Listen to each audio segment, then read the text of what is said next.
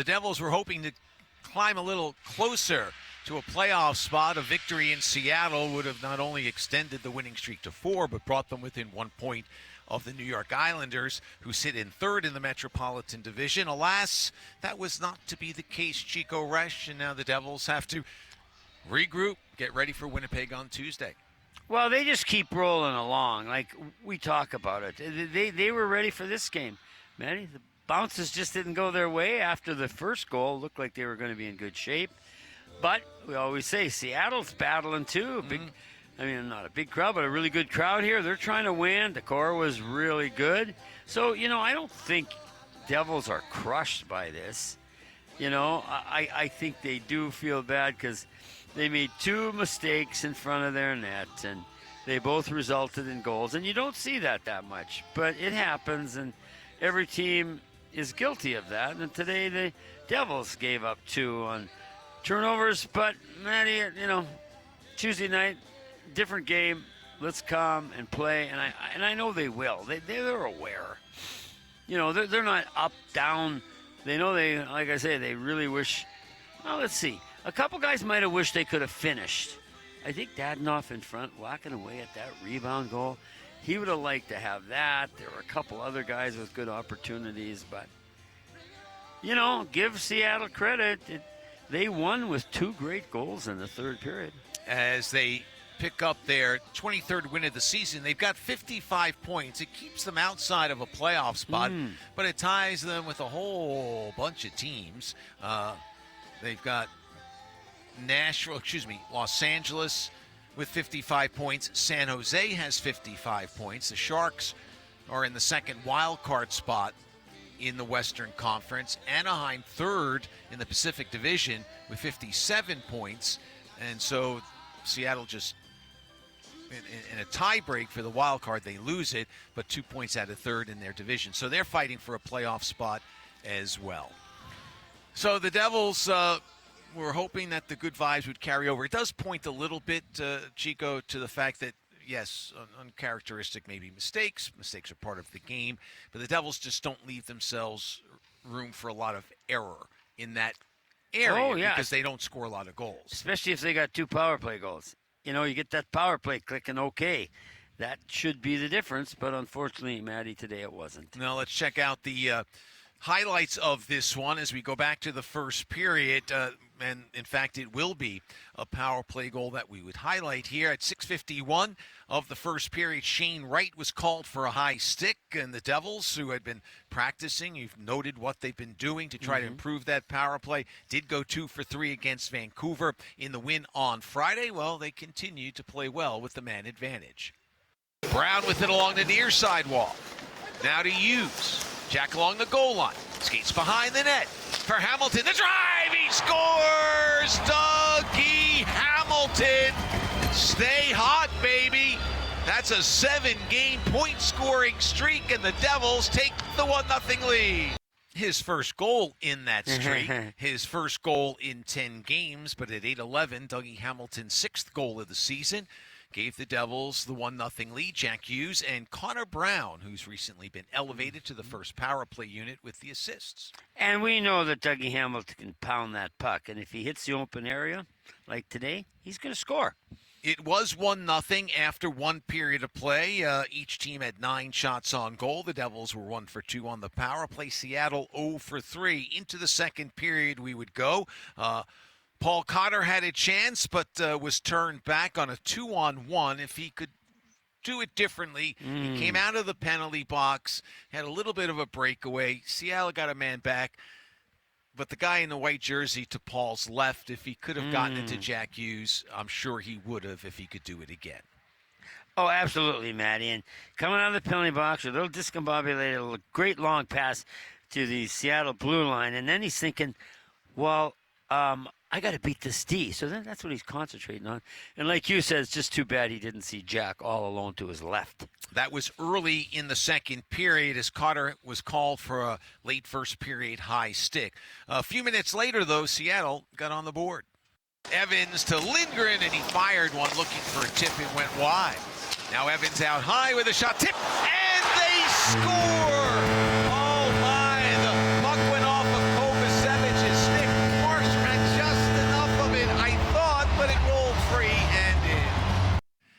And it did trickle across that goal line, and as you mentioned, didn't even get to the back of the net, but it was good enough to tie it at 1. Yeah, it was deflected just off the ice. It went just over Markey's stick, right between his knees. And what do you do, Matty? That's not anybody's fault. That's just a big break for the Kraken. Evans' 4th goal of the season, an unassisted goal, and the 24-year-old defenseman tying things up at 1. And that's the way things stood as we went into the 3rd period. You mentioned Evgeny Dadonov with an opportunity. It was a mad scramble in front, but the game stayed 1-1. Oh! So you want to do the smart thing, loose puck in front of the court. Nobody can tee it up. Their bodies everywhere. It's still free, and now it's shoveled underneath the court by Dadonov. And I don't know that he could have done anything more than just shovel it underneath the court. If he could get it over the body that was down on the ice, sure, it would have been a goal. But there's nothing else he could have done. He did the best he could to get it in. No, that's right. It was a good play by him, but it was just interesting because the Kraken defense weren't taking anybody. They were whacking and hacking at the puck. So was he. There was another couple Devils. It was just a weird situation, but unfortunately for the Devils, the puck stayed out. So the Devils and Kraken are tied at 1. We move further along in the 3rd period, and it was a short span that turned this game around, and it began with the goal from Matty Beniers.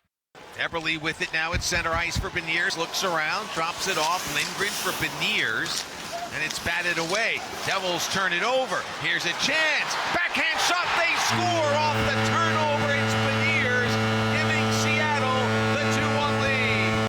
Jesper Bratt slams his stick in frustration because his stick was lifted by Eberle, and he loses control, and in the end, Beniers, pretty goal. I mean, that was a beautiful goal. No, you're right. Beniers, if you're looking at the net, he's on the left side. He takes it on his backhand. Now, Markey's over there playing that puck. He's got a long way to go. And you know what? Beniers waited and waited. Got just a little bit past the right post, if you're looking at the goalie.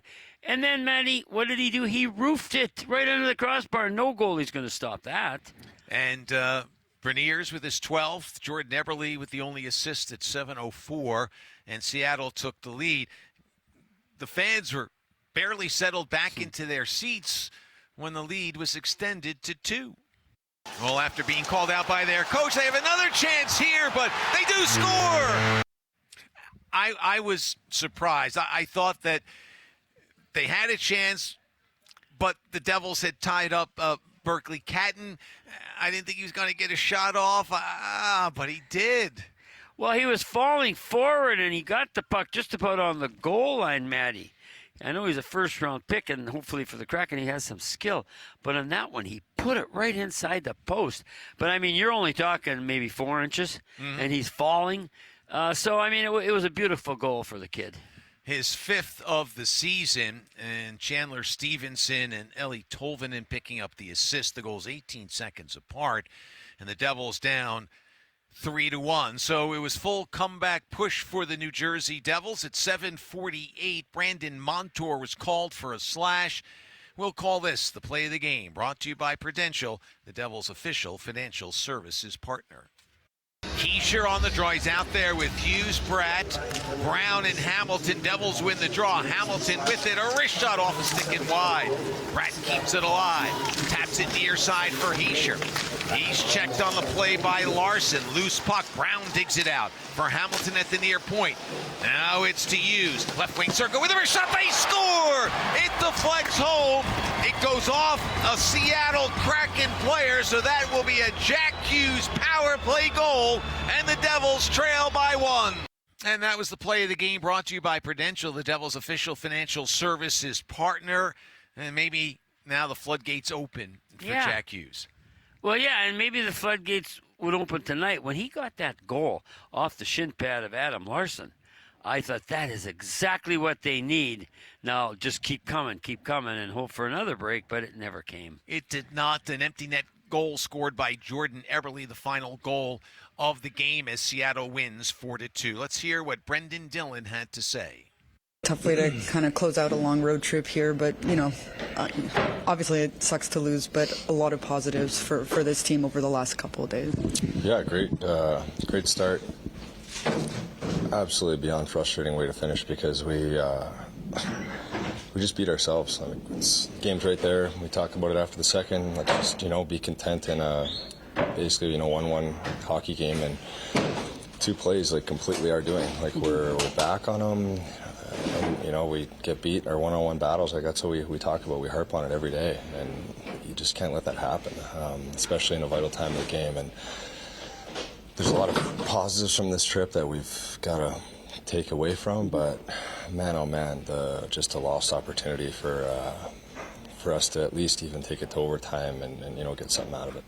And just sort of, how do you maybe embrace that without dwelling? Because it seems it's right after the game, obviously, so the emotions are high on that. But what do you sort of move beyond that feeling? Well, you got to be mature about it and take the positives from it and understand it was a great trip. You go 3-1 on this. We would have taken it, but the raw part of it, just we're just not scoring 5-on-5. So when that's the case, we've got to buckle down offensively, understand how important each D-zone face-off is. Each time we're back checking through the middle, the details that we harp on it all the time. It's just a really frustrating finish to it, but we got to take the positives. I almost feel you're a little lost for words, because it feels like recently those are the things that have come out of your game, those mistakes, right? You had kind of almost moved beyond it. That's kind of what I'm sensing here. Well, we've got we just got to realize the urgency. Whatever it's now, 30 games left in the season. Every 2 points, whether it's a Western Conference game or a division rival, those are points that are valuable, and we just did a great job with our mentality, understanding to be tight checking, to use our feet, and even the way we started tonight. I mean, you look at the whole game, we played great, we had our chances. We win the special teams battle, which is huge, for the confidence in that. The PK was great, the PP was great. So those are some of the positives we can take, but all in all, just every chance to block a shot, every chance to get a puck out, every chance you're going back to the net with a guy, chance to get the red line, not turn it over. Those are stuff that are going to get us climbing, and again, we did a lot of it this trip, but we did a lot of it this trip. As the 3-game winning streak comes to an end, Brendan Dillon mentioned just 30 games left, and look, you're going to have a situation like this where there's a turnover and a goal, or a puck goes off the stick of Kovacevic and dribbles past Jacob Markstrom. Yeah. Those things are going to happen. The problem is from the end of November through recently, the Devils gave some points, more than some. They gave points away. So now there's pressure on. You could shrug this off if you are Carolina. You could shrug this off if you're Colorado. But the Devils will have to shrug it off. But it's a little harder to do because they know what's at stake here. They don't have as much room as they would have liked. And, Matty, 3 of the games on this trip, 2 are wins. They only scored 2 goals. But I don't want to go there. But you can't play perfect defense. Are you going to yell at Jesper Bratt? He gave the puck away. You're going to say, come on, Jesper. He's not trying to. He didn't see the guy behind him lift his stick. So my point is, and Brendan knows more than I do, but we weren't giving them odd man rushes, giving the puck away in the neutral zone. I mean, those 2 goals, Matty, you couldn't have diagrammed them any better for Kraken, any worse for us. And the good players are the ones getting beat, but it's not their fault. They're trying, but like he said, the other team's trying too. We know that in the National Hockey League, they're all pros, and Seattle's got something at stake. They're battling for a playoff spot too under their first-year head coach Lane Lambert. And you heard in one of the highlights me referencing that he called them out after the last game, and they lost to Anaheim 4-2. I didn't see it, but I'll read you this quote again. "I don't have a logical explanation for an illogical event. Worst 40 minutes we played all year." Well, the message got through. They didn't play brilliantly, but they played well enough for a win. Yeah, they did. I mean, hey, we could have had more goals. I mean, the Core was third star, but Matty, I just know some of the saves he made. And there were scrambles. You got to get a break there. Again, I want the Devils to average, and you know as well. They got to get up averaging 3. And on this road trip, there were 2 games where they only averaged 2. And that's not going to be winning hockey. Not enough, I should say. So the Devils go back home. They'll take on Winnipeg on Tuesday, a special night. Johnny McLean will be honored going into the Ring of Honor, and a well-deserved award going his way, an acknowledgement for his great career. And then right after that, the Devils have to take some of that emotion, put it to work against the Winnipeg Jets, a team that they played okay against in Winnipeg, but they liked what happened, some of the good things that came out of that game that kind of propelled them into a better frame of mind. So let's see what happens Tuesday night. Yeah, that game in some ways, Matty, maybe is more indicative of who this team is than this one tonight. I mean, yeah, it would have been nice to win all four. They won 3 out of 4, but coming home, big emotional night with Johnny Mac there and his night, and then Winnipeg's really struggling. I mean, Matt and I keep saying it, but that's kind of a must-win, isn't it? Yeah, but the other team does try, and we'll see what the Devils can do as they come back home with just 30 games left on the schedule, waiting to hear from Sheldon Keefe, who should step in front of the microphones in just a moment to discuss this game as the Devils lose 4-2. Dougie Hamilton had 5 of the Devils' shots. 4 he attempted were blocked. 3 missed their target. He did pick up 2 points on a goal and an assist. Connor Brown with 2 assists.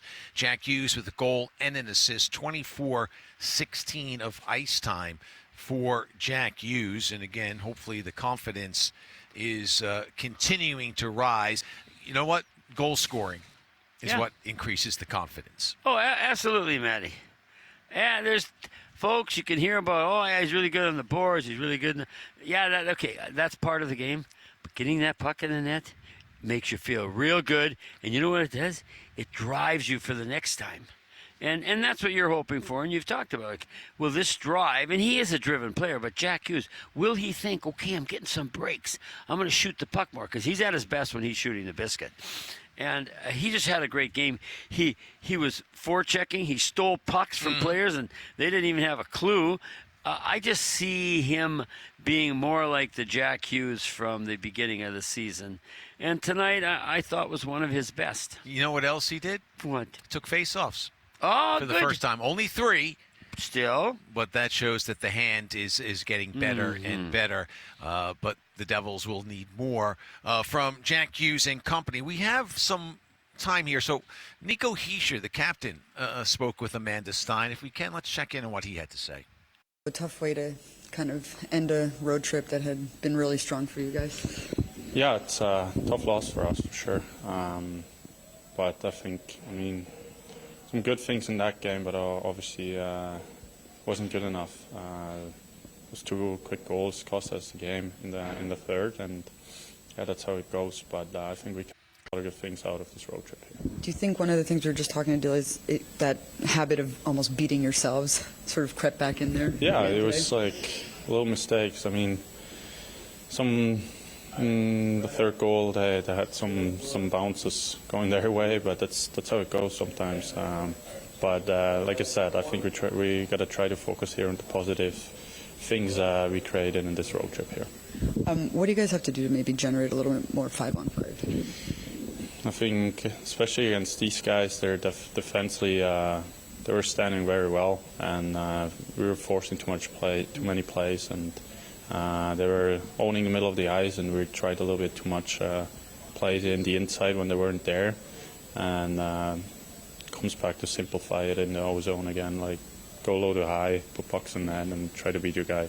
One of the things that Sheldon has talked about is just sort of, getting the power play going, and then things can sort of start coming together as a whole. We've really seen that over the last couple games, again here tonight or this afternoon contributing. What are you seeing in particular from maybe the dynamics that's coming along? Yeah, special teams are going well right now for us, and that's something we got to build on. And like you said, I think we got to work on our 5 versus 5 game, and if all of that is clicking together, then we're on our top, and then we're a hard team to beat. Nico Heischer speaking with our Amanda Stein, and we invite you to go to the Devils website and social media channels to hear what Sheldon Keefe had to say about today's game. So the Devils get ready for Winnipeg. Tuesday night, they return home to take on the Jets. Again, a special night for John McClain and his family as he goes to the Ring of Honor. Our coverage begins right here on the Devils Hockey Network with the pregame show, which will include the entire ceremony as John's rightfully honored with some of the other Devils greats.